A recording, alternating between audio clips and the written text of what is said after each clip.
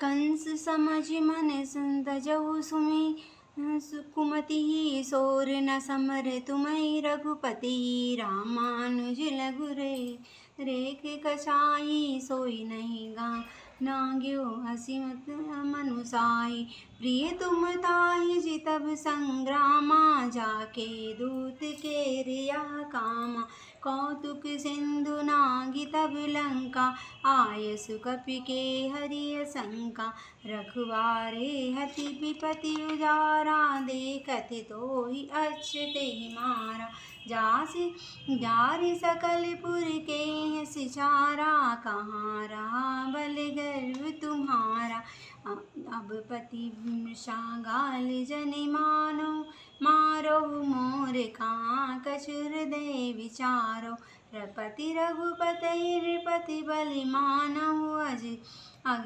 जगन्नाथ अतुल बल जानो बान प्रताप जास मारीचा जासु कहाँ नहीं मानहि नीचा जनक सभा अगणित भूपाला रहे तुम्हि बल अतुल विशाला भंज धनस जानकी विहाई तब संग्राम जितव किन नाहि सुरपति सुत जानब बल थोरा राखा जियस आँखिए गही पोरा सूर्पनखा के गति तुम देखी जगत हृदय नहीं लाज विशेषी बांधि विराध खल दुसनहि लिनो हत्युक बंध बाली एक सर मार्यो तेहि जानहु 10 कंद सियावर राम जय जय राम मेरे प्रभु राम जय जय राम।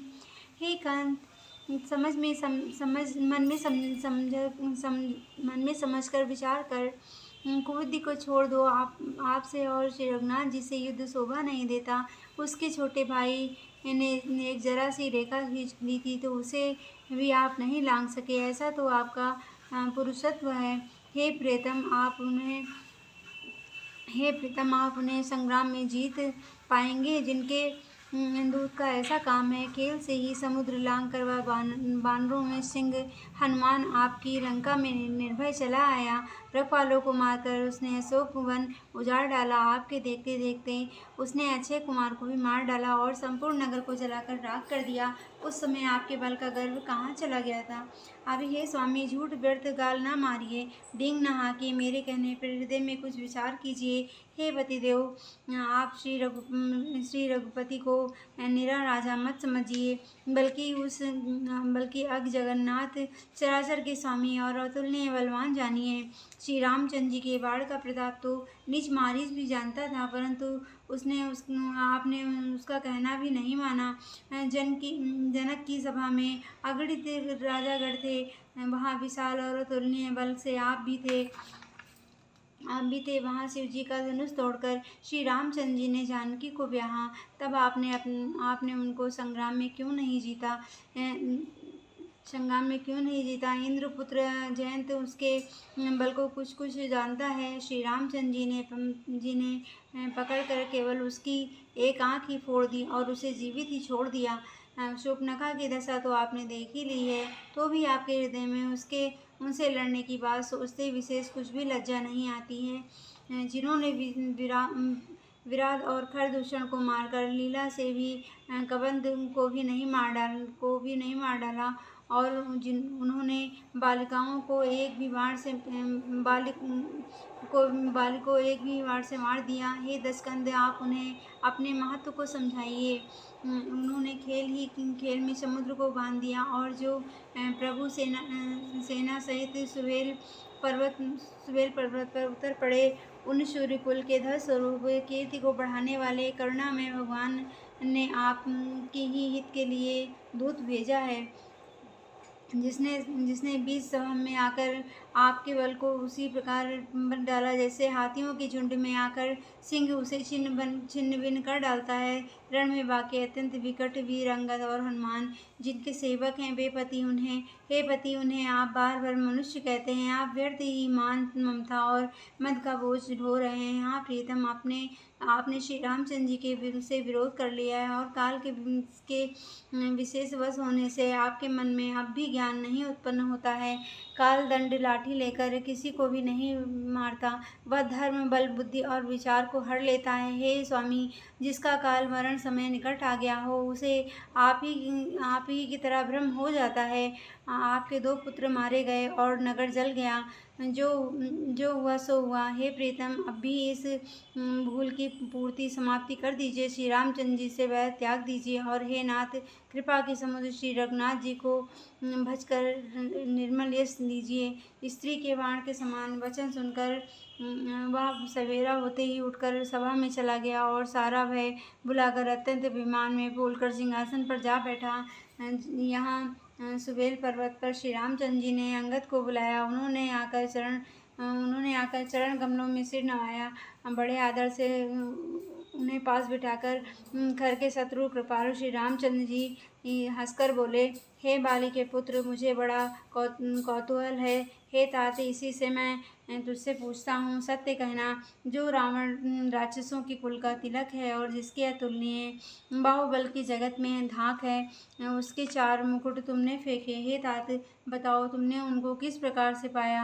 अंगद ने कहा, हे सर्वज्ञ, हे शरणागतों का सुख देने वाले, सुनिए, वे मुकुट नहीं हैं, वे तो राजा के 4 गुण हैं। हे नाथ, वेद कहते हैं कि साम दाम दंड और भेद ये चारों राजा के हृदय में बसते हैं। ये नीति धर्म के 4 सुंदर चरण हैं, किंतु रावण में धर्म का अभाव है। ऐसे जी में जानकर ये नाथ के पास आ गए हैं। दशीस रावण धर्महीन, प्रभु के पद से विमुख और काल के वश में है। इसलिए हे कौशलराज, सुनिए, वे गुण भगवान रावण को छोड़कर आपके पास आ गए हैं। परम चतुरता श्रवण सुनी, विहसे राम दुलारे। समाचार पुन सब कहे, गट के बाली कुमार। सियावर राम जय जय राम, मेरे प्रभु राम जय जय राम। अंगद की परम चतुरतापूर्ण उक्ति कानों से सुनकर उदार श्री रामचंद्र जी हंसने लगे। फिर बालपुत्र ने किले के लंका के सब समाचार कहे। रिपु के समाचार जब पाए, राम सचिव सब निकट बुलाए। लंका बाके 4 द्वारा, के विधि लाग्यो करहु विचारा। तब कपीस रक्षस विभीषण, सुमिर हृदय दिन कर कुलभूषण। करि विचार दिन मंत्र दृढ़ावा, 4 आन कपि कटकु बनावा। जता जोग सेनापति कीने, जो तब सकल बोली तब लीने। प्रताप कहि सब समुझाई, कपि सुनि कपि सिंह नाद करि धाई। हर्षति राम चरण सिर नावै, गए निसक वीर सब धावै। गरजई तरजई भालु कपीसा, जय रघुकुल कौशलाधीसा। जानत परम दुर्ग अति लंका, प्रभु प्रताप कपि चले असंका। घटा टोप कर 4 दिस घेरी, मुखई निशान बजावई भेरी। जयति राम जय लक्ष्मण, जय कपीस सुग्रीव। गरजई सिंह नाद कपि, भालु महाबल सीव। सियावर राम जय जय राम, मेरे प्रभु राम जय जय राम। अंगद की परम चतुरतापूर्ण उक्ति गानों से सुनकर उदार श्री रामचंद्र जी हंसने लगे। फिर वालीपुत्र से ने किले के लंका के सब समाचार कह सुनाए। तब जब शत्रुओं के समाचार प्राप्त हो गए, तब श्री रामचंद्र जी ने सब मंत्रियों को पास बुलाया और कहा कि लंका के 4 बड़े विकट दरवाजे हैं, उन पर किसी तरह का आक्रमण किया जाए, किस तरह का आक्रमण किया जाए, इस पर विचार करो। तब वानरराज सुग्रीव, यक्षपति जामवंत और विभीषण के हृदय में हैं। सूर्यकुल के भूषण श्री रामचंद्र जी का स्मरण किया और विचार करके उन्होंने कर्तव्य निश्चित किया। वानरों की सेना के 4 दल बनाए गए और उनके लिए यथा योग्य जैसे चाहिए वैसे सेनापति नियुक्त किए गए। फिर वह युद्धपतियों को बुला लिया और प्रभु का प्रताप कहकर सबको समझाया, जिसे सुनकर वानर सिंह के समान गर्जना करके दौड़े। वे हर्षित होकर श्री रामचंद्र जी के चरणों में सिर नवाते हैं और पर्वतों की शिखर से लेकर सब वीर दौड़ते हैं। कौशलराज श्री रघुवीर जी की जय हो पुकारते हैं। भालू और बानर गरजते हैं और ललकारते हैं। लंका को अत्यंत श्रेष्ठ अजय किला जानते हुए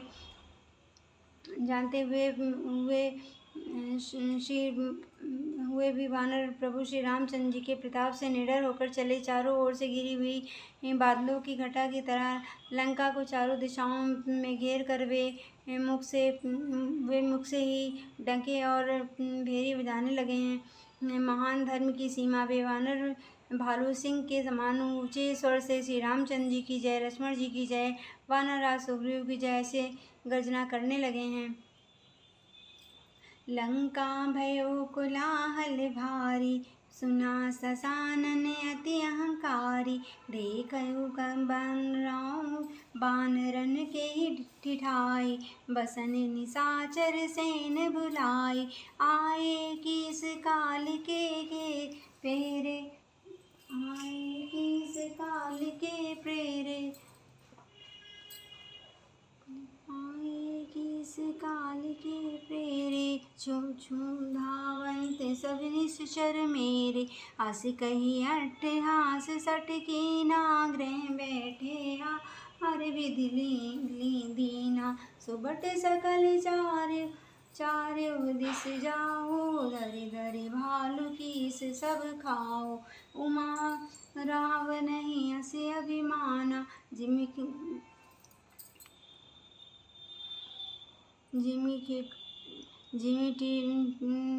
टिठिब खद सूत उताना। चले निशाचर आय सुमागी, गए कर विंडीपाल बन सागी। तोमर मुदर परसु प्रचंडा, शूल कृपान परद गिरि खंडा। जिमि अरोन पल निकर निहारी, धावहि सट खग मास आहारी। चोच भंग दुख तिनहि न सूझा, तिमि धाये मनु जात अबूझा। नाना युध सर चाप धर, जातु धान बलवीर। कोटि कबूरहि चढ़ि गए, कोटि कोटि रणधीर। सियावर राम जय जय राम, मेरे प्रभु राम जय जय राम। महान भय की सीमा ने वानर भालू सिंह के समान ऊंचे स्वर से श्री रामचंद्र जी की जय, लक्ष्मण जी की जय, वानरराज सुग्रीव की जय ऐसी गर्जना करने लगे। लंका में बड़ा भारी कोलाहल कोहराम मच गया। अत्यंत अहंकारी रावण ने उसे सुनकर वहां वानरों की ठिठाई को देखा। यह कहते हुए हंसकर उसने राक्षसों की सेना बुलाई। बंदर काल की प्रेरणा से चले आए हैं, वे राक्षस सभी भूखे हैं। विधाता ने इन्हें घर बैठे भोजन दिया है। ऐसा कहकर वह मूर्खों से अट्टहास किया। वह बड़े जोर से ठहाका मारकर हंसा और बोला, हे वीरों, सब लोग 10 दिशाओं में जाओ और रीछ वानर सबको पकड़कर खा जाओ। शिव जी कहते हैं, हे उमा, रावण को ऐसा अभिमान था जैसे टिटहरी पक्षी पैर ऊपर की ओर करके सोता है, मानो आकाश को थाम लेगा। आज्ञा मांगकर और हाथों में उत्तम विधिपाल, सांगी, बर्छी, तोमर, मुद्रक, प्रचंड फरसे, शूल, दुधारी तलवार, परिधि और पहाड़ों के टुकड़े लेकर राक्षस चले। जैसे मूर्ख मांसाहारी पक्षी लाल पत्थरों का समूह लेकर उस पर टूट पड़ते हैं। पत्थरों पर लगने से चोंच टूटने का दुख उन्हें नहीं सूझता, ऐसे ही ये बेसमझ राक्षस दौड़े। अनेकों प्रकार के अस्त्र और धनुष बाण धारण किए करोड़ों बलवान और रणधीर राक्षस वीर परकोटे के कंगोरों पर चढ़ गए। कोटि कांगुरहि सोइस कैसे, मेरु कृष्ण धनु धन जय। वैसे बाजई ढोल तिसाई जुझारू, सुनि धुनि होई बिटई मन चारु। बाजई भेरी न फिरि उपारा, कुनि कादर कर जाहि दरारा। देखिन जाई कपिन के ठंठा, अति विशाल तनु भालु सुभट्ठा। धावनि गवनि नाव घन घाटा, पर्वत पोरि करहि गही बाटा। कट कटाहि कोटिन भट गरजहि, दसन होट काटहि अति तरजहि। उतरावन इतराव दुहाई, जयत जयत जय परि लराई। निश्चर कर समूह ठहावै, कूद धरई कपि के फेरि चलावै। धरि कूधर खंड प्रचंड, मरकट भालु गठ पर डारहि। झपटहि नर चरण गही पट कहीं भरि मही भरि चलत बहुरि पचारहि।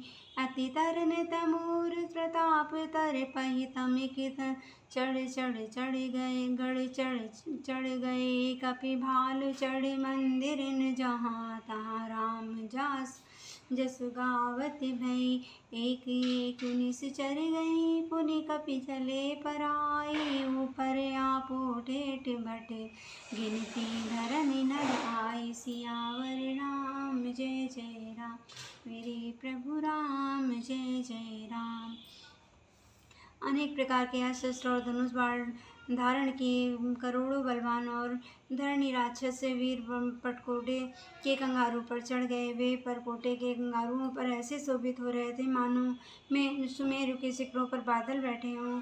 सुझाऊ ढोल और डंके आदि बज रहे हैं, जिसकी ध्वनि सुनकर योद्धाओं के मन में लंका का लड़ने का चाव होता है। गणित नफीरी और भेरी बज रही हैं, जिन्हें सुनकर कायरों के हृदय में दरारें पड़ जाती हैं। उन्होंने जाकर अत्यंत विशाल शरीर वाले महान योद्धा बानर और भालुओं के ठट्ठ समूह देखा कि वे रीछ बानर दौड़ते हैं और घट ऊंची नीची विकट घटियों को कुछ नहीं गिनते, पकड़कर पहाड़ों को फोड़कर रास्ता बना लेते हैं। करोड़ों योद्धा कटकटाते और गरजते हैं, दांतों के ओंठ काटते हैं और खूब डपटते हैं। उधर रावण की ओर इधर श्री रामचंद्र जी की दुहाई बोली जा रही है। जय जय जय जय जय की ध्वनि होते ही लड़ाई छिड़ गई।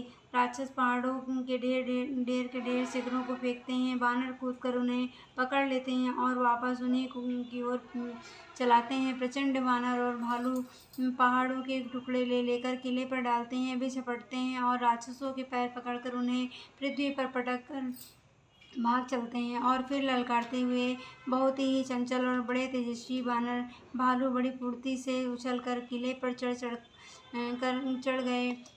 कर गए और जहाँ तहाँ महलों में घुसकर श्री रामचंद्र जी का यश गाने लगे। फिर एक एक राक्षस को पकड़ के वे बानर भाग चले। ऊपर आप और नीचे राक्षस योद्धा इस प्रकार वे किले पर धरती पर आ गिरते हैं। श्री राम प्रताप प्रबल कपि जोता, मरदहि निश्चर सुबट बरोता। चले दुर्ग पुनि जय तह बानर, जय रघुवीर प्रताप दिवाकर। चले निशाचर निकर पराई, प्रबल पवन जिमि घन समुदाय।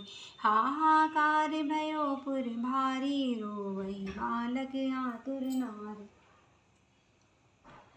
नारी। सब मिलि देहि रावनहि गारी, राज करत यहि मृत्यु हकारी। निज दल विचल सुनि तेहि काना, फेरि सुबट लंकेश रिसाना। जो नर विमुख सुना मैं काना, तो मैं हतब कराल कृपाना। सुर सब खाई भोग करि नाना, समर भूमि बल्लभ प्राणा। उग्र वचन सुनि सकल डराने, चले क्रोध करि सुबट जाने। सन्मुख मरन वीर के शोभा, तब जिन तजा प्राण के लोभा।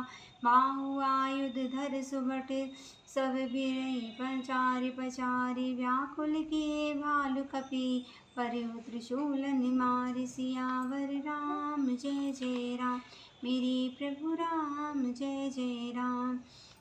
फिर एक एक राक्षस को पकड़कर वे वानर भाग चले। ऊपर आप और नीचे राक्षस योद्धा, इस प्रकार वे किले पर धरती पर आ गिरते हैं। श्री रामचंद्र के प्रताप से प्रबल राक्षसों के झुंड राक्षस योद्धाओं के समूह योद्धाओं को मसल रहे हैं। वानर फिर जहाँ तहाँ किले पर चढ़ गए और प्रताप में सूर्य के समान श्री रघुवीर जी की जय बोलने लगे। राक्षसों के झुंड वैसे ही भाग चले जैसे जोर की हवा चलने पर बादलों के समूह तितर हो जाते हैं। लंका नगरी में बड़ा भारी हाहाकार मच गया। बालक स्त्रियों और रोगी असमर्थता के कारण रोने लगे। सब मिलकर रावण को गालियां देने लगे। राज्य करते हुए इसने मृत्यु को बुला लिया। रावण ने जब अपनी सेना का विचलित होना कानों से सुना, तब भागते हुए योद्धाओं को लौटाकर वह क्रोधित होकर बोला कि मैं जिसे रण के से पीठ देखकर भागा हुआ अपने कानों से सुनूंगा, उसे मैं स्वयं भयानक दुधारी तलवार से मारूंगा। मेरा सब कुछ खाया, भांति भांति के भोग किए और अब रणभूमि में प्राण प्यारे हो गए हैं। रावण के उग्र कठोर वचन सुनकर सब वीर डर गए और लज्जित होकर क्रोध करके युद्ध के लिए लौट चले। रण में शत्रु के सम्मुख युद्ध करते हुए मरने में भी वीर की शोभा है, वह सोचकर तब उन्होंने प्राणों का लोभ छोड़ दिया। बहुत से अस्त्र धारण किए सब वीर ललकार कर भिड़ने लगे। उन्होंने परिधों और त्रिशूलों से मार मार कर सब रीछ वानरों को व्याकुल कर दिया।